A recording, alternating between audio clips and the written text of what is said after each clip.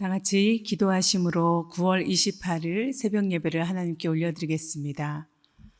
하나님 아버지 감사합니다. 오늘도 우리에게 새날을 허락해 주셨는데 특별히 이 가을의 좋은 계절에 추석 명절로 또 온 가족이 함께 할 수 있는 시간들을 허락하시고 모든 소유와 모든 풍요로운 결실들을 허락해 주셔서 감사합니다.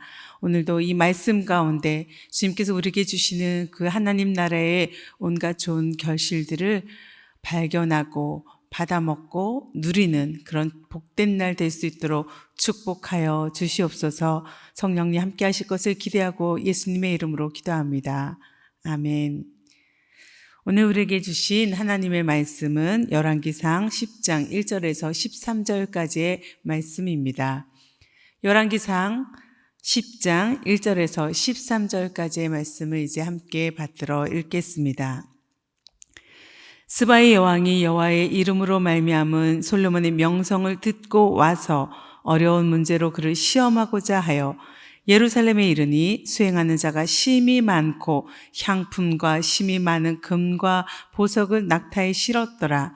그가 솔로몬에게 나와 자기 마음에 있는 것을 다 말하매 솔로몬이 그가 묻는 말에 다 대답하였으니 왕이 알지 못하여 대답하지 못한 것이 하나도 없었더라. 스바의 여왕이 솔로몬의 모든 지혜와 그 건축한 왕궁과 그 상의 식물과 그의 신하들의 좌석과 그의 시종들이 시립한 것과 그들의 관복과 술 관원들과 여호와의 성전에 올라가는 층계를 보고 크게 감동되어 왕께 말하되 내가 내 나라에서 당신의 행위와 당신의 지혜에 대하여 들은 소문이 사실이로다. 내가 그 말들을 믿지 아니하였더니 이제 와서 친히 본즉 내가 말한 것은 절반도 못 되니 당신의 지혜와 복이 내게 들은 소문보다 더하도다. 복되도다 당신의 사람들이여, 복되도다 당신의 이 신하들이여, 항상 당신 앞에 서서 당신의 지혜를 들음이로다. 당신의 하나님 여호와를 송축할지로다. 여호와께서 당신을 기뻐하사 이스라엘 왕위에 올리셨고 여호와께서 영원히 이스라엘을 사랑하심으로 당신을 세워 왕으로 삼아 정의와 공의를 행하게 하셨도다 하고, 이에 그가 금 220달란트와 심히 많은 향품과 보석을 왕에게 드렸으니 스바의 여왕이 솔로몬 왕에게 드린 것처럼 많은 향품이 다시 오지 아니하였더라. 오빌에서부터 금을 실어 온 히람의 배들이 오빌에서 많은 백단목과 보석을 운반하여 오매 왕이 백단목으로 여호와의 성전과 왕궁의 난간을 만들고 또 노래하는 자를 위하여 수금과 비파를 만들었으니 이 같은 백단목은 전에도 온 일이 없었고 오늘까지도 보지 못하였더라. 솔로몬 왕이 왕의 규례대로 스바의 여왕에게 물건을 준 것 외에 또 그의 소원대로 구하는 것을 주니 이에 그가 그의 신하들과 함께 본국으로 돌아갔더라. 아멘. 가끔 우리는 우리 주변에서 성공한 사람들의 그 성공 스토리를 듣습니다. 이렇게 해서 성공을 했다. 그런 얘기 들을 때마다 와, 정말 대단한 사람이구나 라는 생각을 하죠. 그의 능력, 그의 힘, 또 그가 가지고 있는 수많은 배경들, 그리고 그것이 스스로 이루어낸 어떤 결과인 것처럼 보여지는 자수성가형의 그런 성공 이야기는 더욱더 우리를 감동하게 만듭니다. 그리고 많은 사람들이 이것을 굉장히 부러워하죠. 나도 저런 성공을 거둘 수 있다면, 그런 마음이 우리 안에 들곤 합니다. 어떤 경우든 성공의 기준은 무엇일까요? 우리는 어떤 경우를 성공했다라고 말할까요? 대부분 오늘날에는 이 성공의 기준을 물질에 둘 때가 정말 많이 있습니다. 그 사람이 좋은 집에, 아주 큰 집에 살게 되면 와, 성공했네 라고 하고요. 또 거기에 많은 가족을 일구고 또 이런 가족이 함께 살 수 있는 그런 공간, 그리고 건물, 또 은행 잔고, 그리고 거기에 그 사람이 많은 학식을 더하고 있다면, 또 사회적 지위를 가지고 있다면 그는 정말 성공한 사람이구나 라는 생각을 우리는 하곤 합니다. 솔로몬의 지혜와 그것은 정말 오늘날에 우리가 말하는 거야 비교할 수 없을 만큼 대단했던 것 같아요. 왜냐하면 그가 정말 그 평생을 들여서 온갖 건축에 건물을 세우고 왕궁을 세우고 성전을 짓는 일에 다 쏟았기 때문입니다. 우리가 어제 앞서 읽었던 말씀 가운데 보면은 20해에 걸려서 주님의 성전뿐만 아니라 자신의 왕궁을 만들었죠. 이후에도 밀로 궁, 예루살렘 성벽 이런 것들 쌓았고요. 하솔과 무기또와 게셀의 성을 재건했습니다. 벳호론을 재건했다고도 기록되어 있고요. 바알랏과 유대 강야에 있는 다드모를 세웠다. 그리고 양곡 저장 성읍, 또 병거 주둔 성읍들, 기병 주둔 성읍들, 이런 성읍들을 조성했다고 기록되어 있습니다. 또 에돔 땅 홍해변의 엘롯 근방에 있는 에시온 게벨에는 조선소를 만들어서 거기서 배를 만들었다는 이야기까지 있습니다. 이렇게 솔로몬이 만든 그 수많은 건축물들과 성읍들은 정말 눈에 보여지는 화려한 것들이었고요. 그리고 사람들이 입을 딱 벌리게 만드는 놀라운 것들입니다. 이런 솔로몬의 이야기들이 주변 나라에도 많이 전달된 것 같아요. 그 소문을 들은 사람들 중에 어떤 사람이 눈으로 직접 이 모든 것을 확인하고 싶어서 방문을 합니다. 그 사람은 바로 스바 여왕입니다. 스바는 어딜까요? 또 스바 여왕은 어떤 인물일까요? 스바는 아라비아 남서쪽에 있는, 지금으로 하면 예멘 정도에 있는 그런 나라였던 것 같아요. 이사야 45장 14절에 보면은 그곳에 사는 사람들은 아주 장대한 족속이라고, 키가 크고 몸이 좋았던 것 같습니다. 그리고 그들은 낙타를 이용해서 유목을 하거나 상업, 무역업을 한 사람인 것 같습니다. 그들은 황금과 또 온갖 보석들, 향료, 유향 같은 그런 상품을 취급하는 사람들이었습니다. 주로 아프리카, 또 주변에 있는 인도, 베니게 이런 곳으로 활발하게 교역을 행한 것으로 보입니다. 이런 스바의 여왕이 소문을 듣고 솔로몬과의 외교, 또 무역, 어떤 정치적인 어떤 관계를 맺기 위해서 방문한 것 같아요. 그들이 어떤 만남을 가졌는지, 그리고 그들이 어떤 것들을 주고받았는지 오늘 말씀 가운데 나타나고 있는데, 스바 여왕은 소문대로 자신들이 갖고 있는 그 많은 것들을, 상품들을 방문할 때 선물로 가져온 것 같습니다. 2절 보면은 많은 수행원들이 따라왔고요. 그리고 향료와 금과 보석을 낙타에 싣고 왔다라고 그렇게 기록되어 있는데, 예루살렘에 그 많은 사람들이 입장하는 그런 장면을 우리가 상상해 보면 정말 국빈 방문의 그런 모습들을 우리가 눈으로 그려볼 수 있을 것 같습니다. 스바 여왕의 이 방문 자체가 아마도 솔로몬에게는 굉장한 자랑거리가 되었을 것 같습니다. 사실 그런데 이 여인이 처음에 이곳을 방문할 때의 목적은 무엇이었나요? 그냥 호기심이었죠. 그리고 궁금했던 거예요. 그리고 의심스러웠던 거예요. 진짜 소문이 맞는지 확인하고 싶었습니다. 솔로몬의 명성, 그가 갖고 있는 평판, 이런 것이 정말인지 알고 싶었을 거예요. 그래서 와서 그 솔로몬을 만났을 때 가장 먼저 어려운 질문들, 수수께끼 같이 까다로운 그런 질문들을 가지고 그를 시험하고자 했습니다.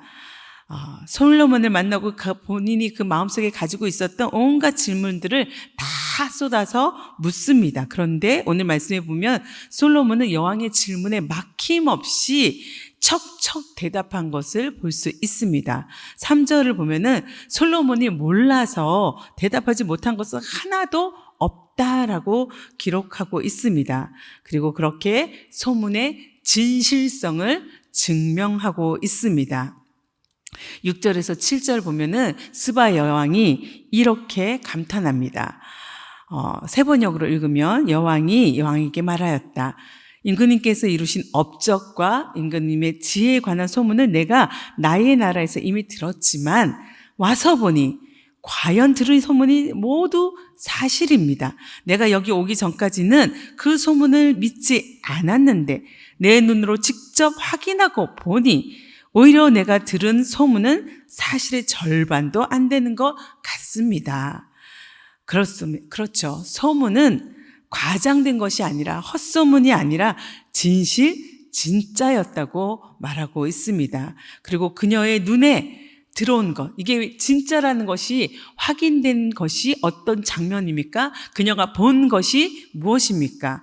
4절, 5절 말씀을 앞으로 가서 보면은 그가 지은 궁전을 두루 살펴보고 관찰하여 보고 눈으로 확실하게 보니까 왕의 식탁에다가 차려놓은 요리들, 신하들이 둘러앉은 모습, 그의 관리들이 일하는 모습, 또 그들이 입은 제복, 술잔을 받들어 올리는 시종들, 주의 성전에서 드리는 번제물, 이 모든 것을 보고 눈으로 보고 넋을 잃었다라고 기록하고 있습니다.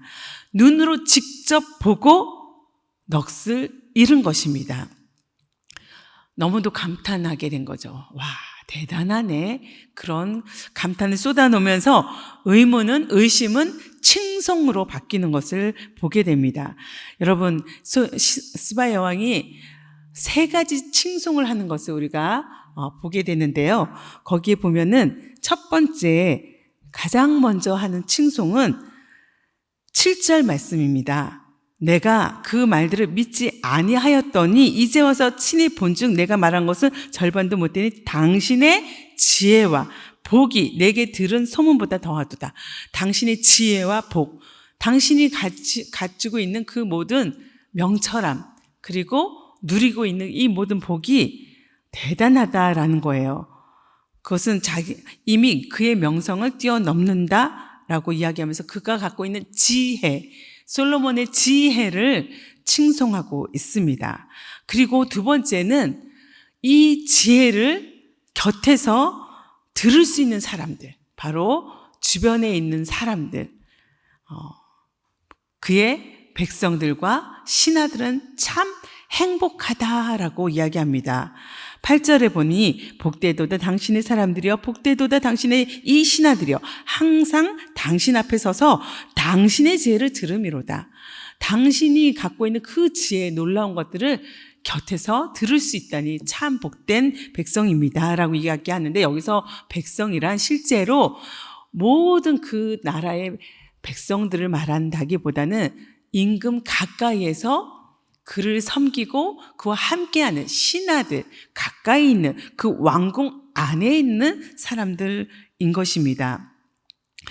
그렇습니다. 그녀의 말대로 솔로몬의 오늘은 앞서 주신 하나님의 약속의 결과로 주어진 놀라운 선물입니다.